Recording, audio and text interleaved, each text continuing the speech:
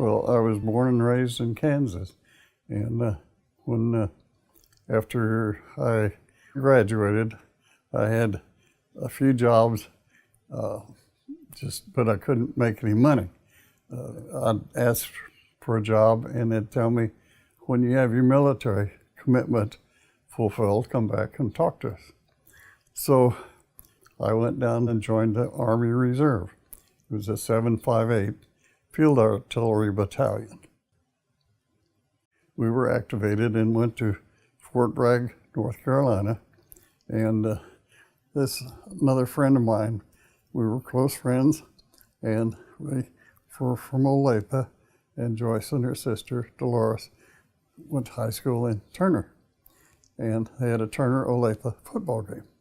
And so Ike and I came down for the game, and he met her sister, Dolores, and they started dating. Well, he didn't have a car, so I'd bring him down to see Dolores, and I met Joyce. Joyce and I dated, and at first she wasn't really too interested in me, but I convinced her that I was the person she needed to be with, and got engaged. Went back to North Carolina, and we had planned our wedding for summer, June of '52. And then our plans were to bring her back to North Carolina. Uncle Sam had different plans for me, and early part of March, I got on a levee for Korea. I came home on a delay en route to San Francisco. So we went to her parents and asked for their permission for us to get married. And she was a senior in high school, 17 years old, and I was 21. And so they told us that if the principal would allow her to continue high school, then they would give their permission to her. So went over to him, and he says, don't see why not. So we were married, and we were married 16 days, and then I had to leave her to go to Frisco to catch a boat. So I went to San Francisco, and we rode a ferry boat from San Francisco to Pittsburgh, California, to Camp Stoneman. Got on another ferry boat and went back down to San Francisco, where we got on the board ship, the General Meigs. 13 days crossing the Pacific, and we landed at Tokyo Bay. We got on another ship, the General Collins, and took a 3-day trip to Busan, but it could have been Incheon, I don't know. And we rode a troop train to Seoul. When I was in Fort Bragg, the howitzer, the 240, had to be broken in two to move, and it was drawn by track-laying vehicles. So they saw on my license that I was qualified to drive a track-laying vehicle. So they says, you're going to tank company. Went there as a parts clerk, helped in the mechanics, and I also drove an M46 A1 medium tank. We acted part-time as artillery, just lobbing shells. Other times we were engaged in battle. We were firing at the enemy. Sometimes they were just like hordes of them. The Chinese, after they entered the war, the front lines would have weapons, and as they were mowed down, the ones behind them would pick up their weapons and keep coming. So it was not a fun place to be.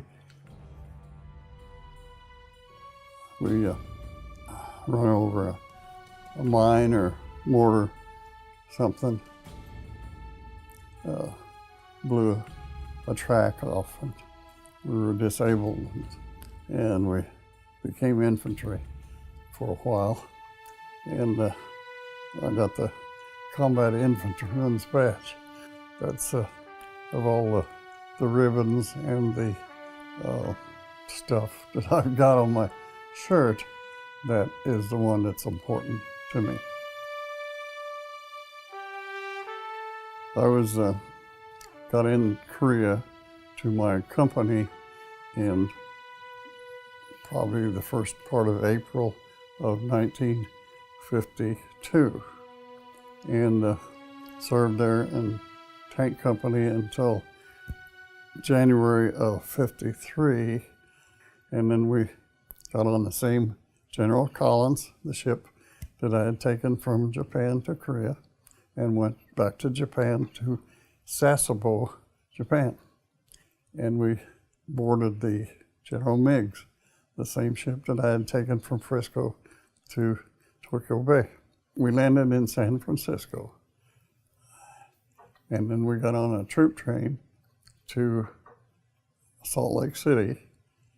From Salt Lake City, we went to Fort Collins, Colorado. My sister and brother-in-law and their children lived in Denver, so I had called Joyce and told her to meet me at my sister's. I rode a cab from the bus station to my sister's house, and I told the cabbie, I says, wait until I know this is the right place. And about that time, and Joyce and my sister both try to get through the door at the same time. And the cabbie says, I think this is the right place. So, and then of course I went back to Collins and was separated from the Army, and then we rode a train home. My mother passed away when I was 18, and when I saw my dad, of course, it was a great feeling. My brother had been in World War II in the South Pacific, and so I knew kind of what it would be like. It was great.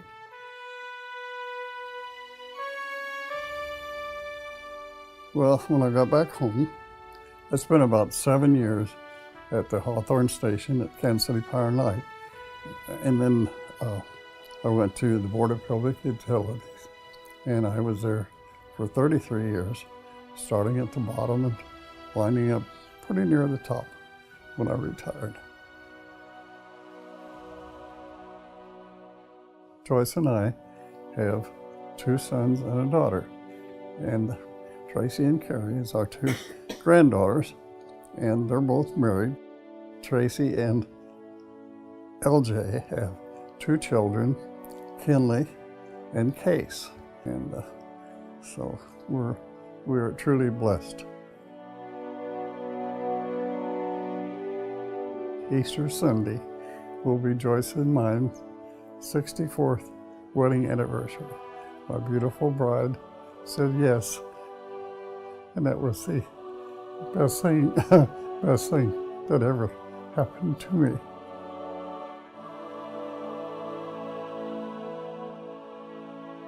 I belong to Korean War Veterans Association, Chapter 181. When they first formed the club, we had like $75 in the treasury. And the guys were talking about building a monument or something to show people a little bit about the Korean War.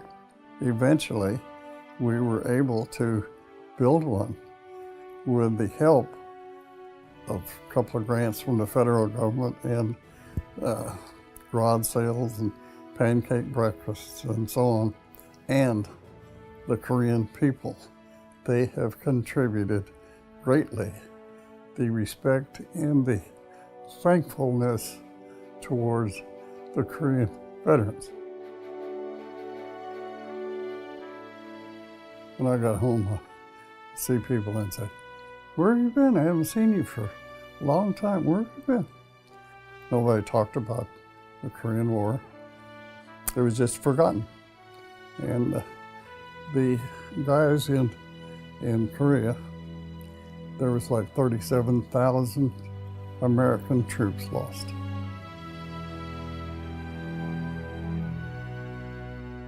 His name was Jim Donham, and he and I were in a high school together, and we were really close friends. In our senior year, he dropped out of high school and joined the Marines. He was on the front lines, and he was wounded, and they brought him back to an aid station behind the lines in our territory, and it was overrun, and he was murdered in his bed. And every year on Memorial Day, I put a flower on his grave. He was a great guy.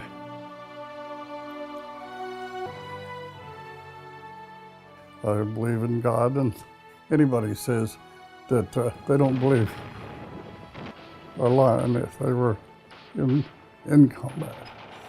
There's no saying there's no atheist in a foxhole. It's a true story in my observance, anyway.